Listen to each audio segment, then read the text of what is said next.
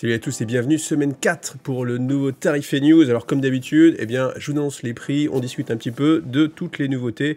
Et puis s'il y a d'autres choses à regarder, on les regarde aussi. Et donc c'est enfin la révélation de la date de sortie du Codexto. Bon, ça fait un petit moment qu'on l'attend, ça fait un petit moment qu'il y a eu pas mal de previews dessus. Moi j'avoue que c'est un des codex, si ce n'est le codex qui m'attire le plus. J'ai toujours aimé les taux. Et là c'est vrai qu'il y a plein de petits joujoux. Alors c'est vrai que j'aurais aimé une sortie telle que celle sur les orques, hein, je radote, mais c'est vrai que là on a eu qu'une seule figurine, Darkstrider, qu'on va revoir juste un petit peu après, mais j'aurais bien aimé un nouveau véhicule, par exemple, une part un peu plus grande justement sur les véhicules, parce que c'est ce qu'on a eu récemment, en fait, la volonté de Games Workshop de mettre en avant un peu plus les véhicules.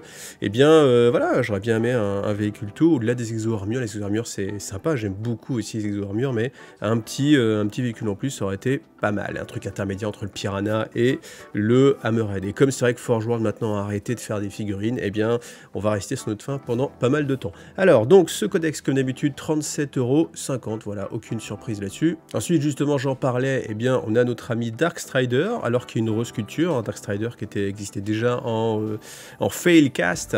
Du coup il est plutôt pas mal, franchement je l'aime bien, avec les petits drones comme ça me fait penser un peu à Dark Maul, hein, si vous connaissez Star Wars Legion que vous avez joué, on retrouve un peu le même système, comme ça il envoie des petits drones un peu espions. Donc prix de Darkstrider 25 €, ça c'est le prix des persos, on a l'habitude. Le terret sur disque, ça c'est une figurine aussi qu'on connaît déjà depuis pas mal de temps, dispo à l'unité à 22,50 €, voilà. La Combat Patrol, donc Combat Patrol qui a déjà été présenté parce que vous savez que bientôt il y aura 4 autres Combat Patrol qui vont sortir.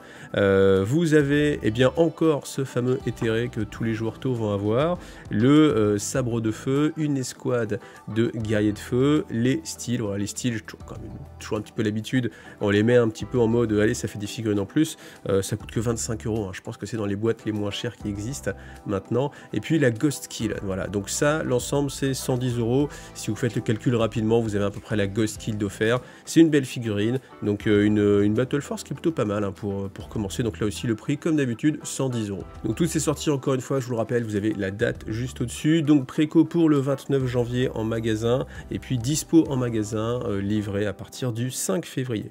Donc ensuite des dés, on a l'habitude, encore une fois 25 € les dés, je les trouve un peu plus classique, voilà, rien de spécial. Après par contre je pense qu'en termes de équitabilité vis-à-vis du destin, cela avec la grande partie qui a été enlevée ici pour faire le symbole tau, je pense qu'on est dans ceux qui sont vraiment pas très stats. Il y avait les dés Squig, pour ceux qu'on connu, qui étaient à mon avis vraiment pas très stats, les dés de Norgul aussi c'était pas mal, mais là voilà, pas terrible là-dessus. Ensuite les cartes, data card, toujours le prix des data cartes, c'est 20 €, voilà, 20 € pour les cartes.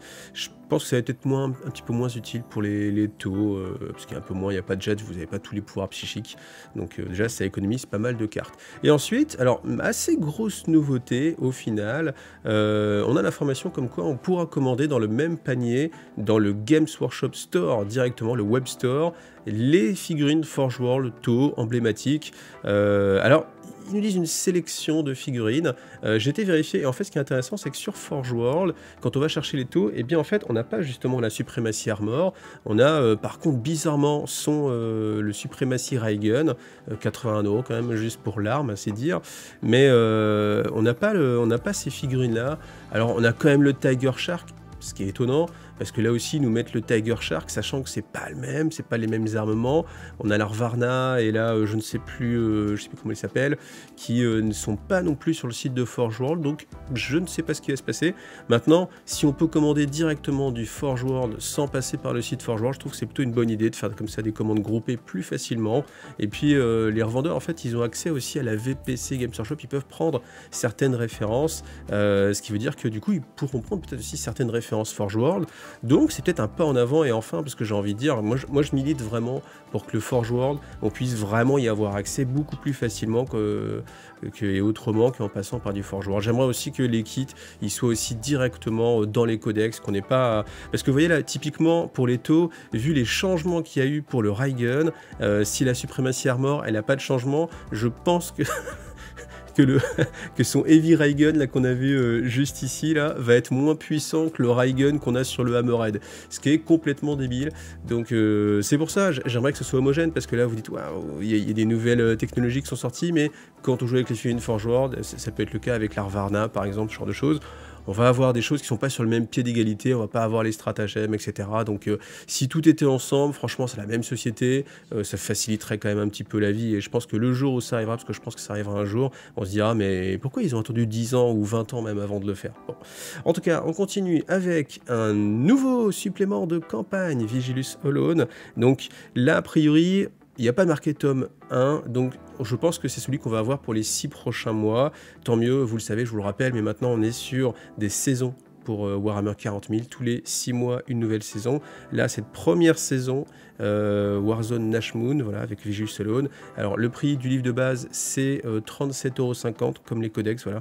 Ils ont raté de les faire à 45, ce qui était un peu foufou je pense. Voilà, le contenu on le regardera peut-être, je ferai peut-être une vidéo dessus pour vous en parler. Voilà, on verra à l'avenir. Ensuite un pack Crusade, alors ça c'est assez intéressant, dedans vous avez des choses qui sont en fait, je vais pas le droit de vous en parler. Donc du coup en fait c'est assez intéressant. Voilà, en gros qu'est-ce qu'ils disent, ouais, il y a une notion basée sur la foi en fait, il s'appelle Guerre de la foi, et du coup dans toutes les missions vous avez des choses comme ça en rapport avec la foi.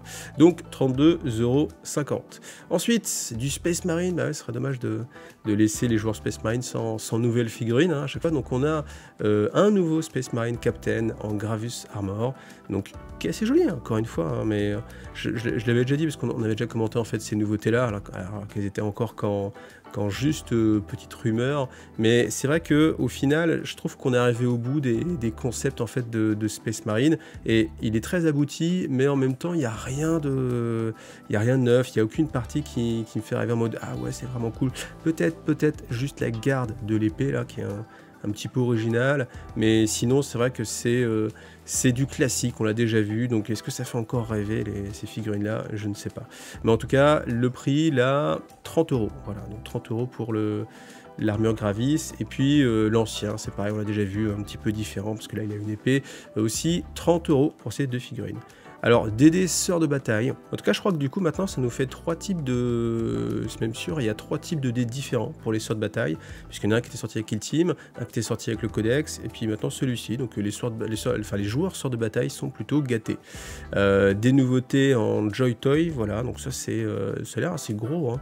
Donc voilà, pas plus d'infos que ça. Le Spike Almana 2021, donc ça c'est la compile de tous les articles Spike qui sont sortis. Le prix, ça va être 40 €, voilà, donc ça permet de le compiler. C'est toujours pas traduit en français, ce sera en anglais. C'est dommage parce qu'à une époque, on aurait pu espérer qu'en fait que les Spike seraient en anglais, mais qui fera un effort sur l'Almana pour le traduire en français, mais bon, ce n'est pas le cas.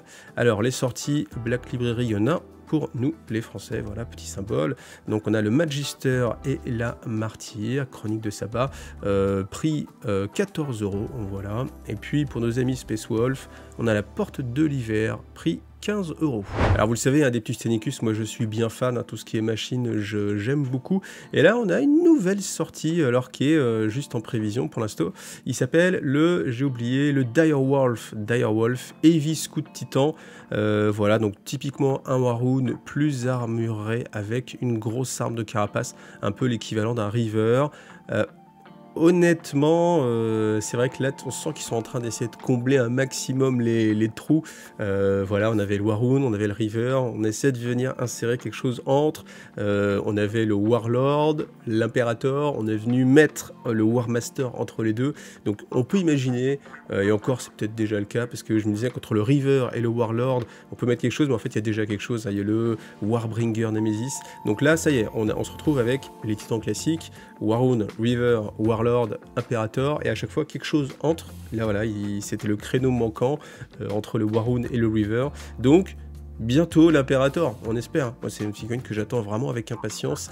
Je pense que je vais me régaler quand elle va sortir. Donc là, eh bien, ce petit Warhoon. Alors, ce qui est peut-être un poil dommage, c'est qu'au final, il est vraiment différent. Il y a juste la tête qui est vraiment la même. Ils ont tellement changé les choses que j'aurais bien aimé qu'ils changent aussi la tête, tant qu'à faire. Vous voyez, on a vraiment des armements un peu plus carrés, des choses un petit peu plus carrées. On aurait pu se permettre d'avoir une tête un peu plus carrée et puis qui change et qui le différencie vraiment du Warhound, parce que là, on a vraiment l'impression que ça a été collé, histoire de dire que bah, du coup, c'est encore l'équivalent d'un Warhound, parce qu'après, derrière, comme ça change vraiment complètement. Le système d'armes aussi complètement différent, puis la carapace, bien sûr, complètement différente. Si vous savez jouer, je vous laisse regarder un petit peu les règles. Voilà, le tronc laser, les Hardex Défenseur Mega Bolter, voilà. Et puis, on va regarder les nouveautés Eldar. Alors là, j'avoue que pour une fois, franchement, depuis le début des sorties Eldari Craftworld, on est enfin sur une figurine qui me plaît, enfin quelque chose qui parle un petit peu. Et encore, je pense que la peinture y est pour beaucoup, parce que les lames sorcières, là, toujours très jolies. Le petit symbole, ici, la petite rune, très bien peint, je trouve ça, c'est vraiment dynamique. Alors, les archontes, ça a toujours été, les warlocks, ça a toujours été les figurines qui m'inspiraient le plus. C'était dans mes figurines préférées chez les Eldar. Là, elles sont vraiment pas mal aussi, dans l'esprit de ce qui se faisait avant. Donc, voilà, en effet, il n'y a pas beaucoup de nouveautés, encore une fois. Donc, mais au moins, celle-ci peut-être un petit peu plus sexy. Le problème, c'est qu'il n'y a que 2 modèles, et je vous rappelle que même à l'époque des archontes en métal, il y avait plus de modèles. Il y avait au moins 4 modèles différents. Alors, c'est vrai que là, on pourra changer, c'est-à-dire qu'on peut lui mettre, lui, soit une épée, soit une lance, soit main ouverte, en train de faire un signe symbolique, soit un pistolet, soit avec un casque, soit avec sans casque, mais on va quand même avoir cette posture, sans compter que même les deux, quand on regarde, ont des postures quand même assez similaires, hormis la tête qui est tournée à gauche ou à droite, la posture des jambes un petit peu comme ça écartée, le mouvement de la robe, c'est assez similaire. Donc, c'est pas mal, mais on n'est toujours pas sur la figurine qui va nous faire vibrer pour les Eldari, en tout cas de mon point de vue. Enfin, dernière petite nouveauté, eh bien Panini s'associe à Warhammer 40 000 Games Workshop pour nous sortir des Panini, des images Panini, hein, pour ceux qui ne connaissent pas, qui n'ont pas vécu cette jeunesse-là. Vous avez des sachets, vous ne savez pas du tout ce que vous avez à l'intérieur, vous l'ouvrez, et puis vous avez des autocollants à coller dans votre magnifique collecteur Panini. Vous avez plein de petits numéros, voilà, vous avez des figurines en 4 parties. Alors moi, je pense déjà au robot de Guilliman, brillant foil avec les petits, je sais pas comment ça s'appelle, les petits trucs qui brillent en 4 parties à coller, voilà. Comme ça, vous pourrez faire vos échanges dans la cour de récré avec vos collègues de boulot. Donc bon, voilà, j'attends, mais je pense que ça va être quand même sympathique. Après, c'est réservé aux loyalistes, hein, vous voyez, un show your loyalty, collect them all. Donc on va avoir Sister, les Primaris, évidemment. Je pense même pas. Si on voit quand même là la Deathwing avec des Terminators. Je me demande s'il y aura les Chevaliers Gris aussi avec, parce que les Chevaliers Gris, vous savez, il n'y a pas de Primaris chez eux. Donc est-ce que ce choix a été fait ou pas? Je ne pense pas, parce que sinon, je pense que ça aurait été un peu plus intéressant. De même les Custodes, en fait, de le mettre à la place de l'armure Gravis ici. J'aurais bien aimé vraiment quelque chose de plus emblématique. Là, on aurait pu vouloir avoir un Custodes, une sorte de bataille, et puis du Space Marine Primaris. On peut aussi se demander où est passé l'Astra Militarum. Voilà, donc à découvrir bientôt. Alors un petit peu de pub maintenant, donc je vous fais de la pub pour la chaîne Twitch qui est en train de se lancer, sur laquelle je stream. Là j'ai un créneau entre 11h45 et là 14h30 à peu près.